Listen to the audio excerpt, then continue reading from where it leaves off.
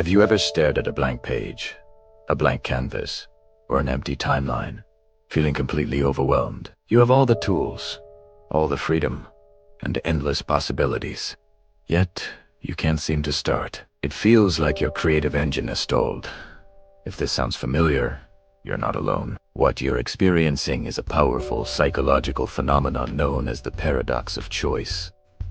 It sounds counterintuitive, right? We're taught to believe that more options mean more freedom, and more freedom should lead to better outcomes. More flavors of ice cream, more shows to stream, more social media platforms to post on.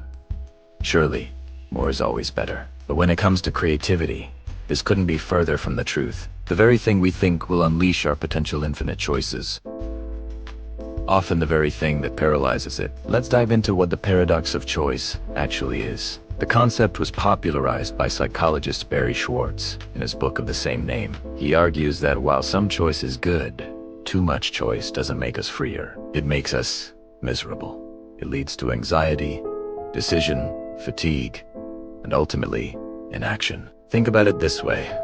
You walk into a store to buy a pair of jeans. If there are 3 styles to choose from, you can quickly assess them, make a decision, and walk out feeling pretty good about your purchase. But what if there are 300 styles? Suddenly, the task becomes monumental. You're trying to compare dozens of factors: fit, color, wash, brand, price. The mental effort required is huge. You start to worry about making the wrong choice.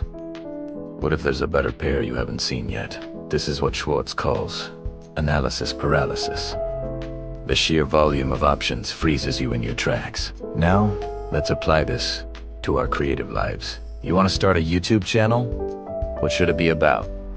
Gaming, cooking, tech reviews, self-improvement.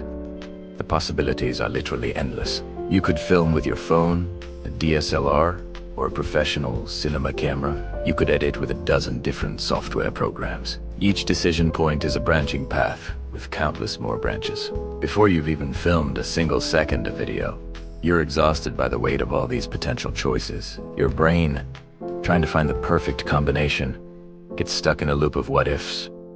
And what do we do when we're stuck? Nothing. The blank page remains blank. This isn't just a feeling. There's real science behind it. When we're faced with too many options, our brains go into overdrive. The prefrontal cortex, which is responsible for decision-making and self-control, becomes fatigued. It's like a muscle that gets tired from overuse. This is called decision fatigue. When your decision-making muscle is exhausted, you're more likely to make impulsive, poor choices, or more often than not, no choice at all. You just put it off until tomorrow. But tomorrow, the same overwhelming number of choices will be waiting for you. Another sneaky effect of having too many options is the escalation of expectations. When you only have a few choices, your expectations are reasonable. But when you have a world of possibilities at your fingertips, you start to believe that the perfect outcome is not only possible, but expected. You're not just looking for a good idea. You're looking for the best asterisk idea. You're not just trying to make a good video. You're trying to make a vile masterpiece. This pressure to achieve perfection is a creativity killer. It raises the stakes so high that the fear of failure becomes Instead of creating something good, you end up creating nothing because you're afraid it won't be perfect. And let's say you do finally make a choice. You pick a niche, you write a script, you shoot your video. Are you happy? Not necessarily. The paradox of choice follows you. Even after the decision is made, you're more likely to experience buyer's remorse, or in T's case, creator's remorse. You'll keep wondering about the paths not taken. Should I have chosen a different topic? Maybe that other camera would have looked better. My friend's channel is growing faster. I should have done what they did. The satisfaction you get from your creation is diminished because it's constantly being compared to the imaginary, perfect version that could have been. So, how do we escape this paralysis? How do we reclaim our creative power from the clutches of infinite choice? The answer, ironically, is to embrace limitations. Constraints aren't your enemy. They are your greatest creative ally. Think about some of the most creative works in history. Many were born out of strict limitations. Dr. Seuss wrote green eggs and ham on a bet that he could write a book using only 50 different words. The result? A timeless classic. Filmmakers in the Dogum 95 movement followed a strict set of rules, like only using handheld cameras and natural lighting, and created some of the most raw and innovative films of their time. Constraints force you to be resourceful.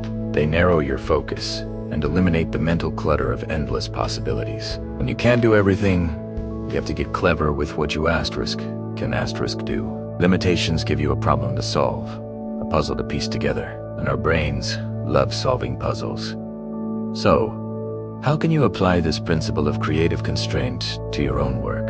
First, give yourself a clear and specific project. Instead of saying, I want to learn to draw, say, I will draw one apple every day for a week using only a pencil. Instead of I want to start a podcast, say, I will record a 5-minute podcast episode about my favorite movie this weekend using only my phone as microphone. See how the second option is so much more manageable? It gives you a starting point and a finish line. Second, limit your tools. You don't need the best of everything to start. Pick one camera, one editing software, one notebook. Learn them inside and out. Master the tools you have instead of constantly chasing the tools you don't. A master with a simple hammer can build a better house than a novice with a warehouse full of power tools. Your creativity comes from your mind, not your gear. Third, set a deadline. A deadline is the ultimate constraint. It forces you to stop deliberating and start doing. It tells your brain the time for choosing is over. It's time to execute. Parkinson's law states that work expands to fill the time allotted for its completion. If you give yourself a month to write a blog post, it will take you a month. If you give yourself 2 hours, you'll be amazed at what you can accomplish. Set a timer. Commit to finishing the task within that time and stick to it. Fourth, create a routine or a system. Routines reduce the number of decisions you have to make each day. If you decide ahead of time that you're going to write for 30 minutes every morning, you don't have to wake up and wonder, should I create something today? What should I do? When should I do it? The decision is already made. All you have to do is show up and do the work. This frees up your mental energy for the actual creative process. Finally, and this is the most important one, embrace good enough. The pursuit of perfection is a trap.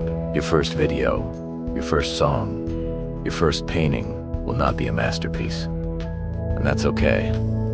The goal is not to be perfect. The goal is to create, to learn, and to improve. Give yourself permission to be a beginner. Finish the project, put it out there, and move on to the next one. Volume is more important than perfection in the beginning. The only way to get better is by doing. You will learn more from finishing 10 good enough projects than you will from agonizing over one perfect project that never gets finished. The world doesn't need you to be perfect. It needs you to share your voice, your vision, and your unique perspective. The paradox of choice tells us that freedom isn't found in having endless options. True creative freedom is found in discipline, focus, and the courage to make a choice, any choice, and start creating. By setting your own rules and embracing limitations, you're not restricting your creativity. You're unleashing it. You're clearing the path so your ideas can finally flow. So, the next time you feel that familiar sense of overwhelm, that paralysis in the face of a blank canvas, take a deep breath. Don't try to choose from everything. Instead, choose your constraints. Give yourself a small, manageable task. Limit your tools. Set a deadline.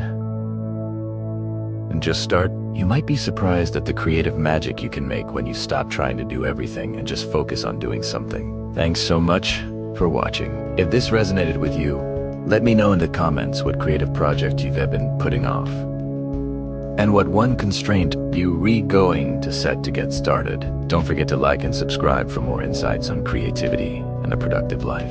See you in the next one.